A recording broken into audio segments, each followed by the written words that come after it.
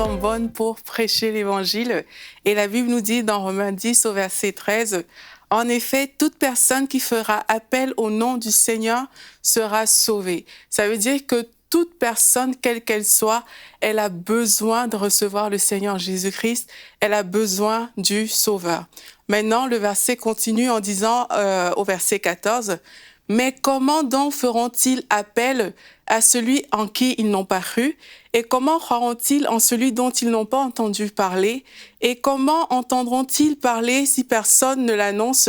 Et comment l'annoncera-t-on si personne n'est envoyé? Comme il est écrit, qu'ils sont beaux les pieds de ceux qui annoncent la paix, de ceux qui annoncent de bonnes nouvelles. » En fait, ici, on nous dit que pour que les personnes puissent recevoir l'Évangile, mais il faut qu'ils aient cru et il faut qu'ils aient entendu parler et il faut qu'il y ait quelqu'un qui annonce l'Évangile. Et cette personne, c'est vous qui êtes en train de m'écouter aujourd'hui. Alors, il faut prêcher l'Évangile, même à ceux qui semblent vraiment n'en avoir pas besoin. La Bible nous dit dans 2 Timothée 4, verset 2, « Prêche la parole, insiste en toute occasion, qu'elle soit favorable ou non, refute, reprend et encourage. Fais tout cela avec une pleine patience et un entier souci d'instruire. » Donc, il va vraiment falloir prêcher en toute occasion. Et là, en fait, il va falloir saisir toutes les occasions et surtout ne pas se laisser influencer. Amen. Alors, quelles sont les choses qui peuvent nous influencer? Mais la nature, l'aspect extérieur d'une personne peut tout simplement nous influencer. On peut voir quelqu'un, vous pouvez sortir dans la rue pour parler à quelqu'un et puis vous voyez que peut-être cette personne a une position sociale peut-être plus élevée ou alors une très basse condition sociale et vous vous dites « Ah, mais tiens, moi, je ne prêcherai pas à celui-là forcément, il n'en a pas besoin. » Mais ce n'est pas le cas. On peut même voir des personnes, comme moi, une fois, j'avais rencontré un agent de sécurité, j'étais dans un centre commercial. En fait, ils avaient vu que j'approchais les gens pour prêcher l'Évangile. Il était venu pour me mettre dehors parce qu'il disait que vous ne pouvez pas parler aux gens. Mais juste en parlant avec lui comme ça, il était presque en train de pleurer.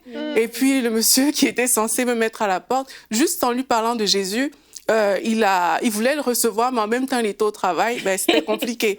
Il y a aussi des personnes qu'on peut voir qui ont un air peut-être colérique. Il y a des personnes qui ont un passé peut-être délinquant. Il y a des personnes peut-être qui font des métiers qui sont jugés vraiment être des métiers qui ne sont pas bons du tout.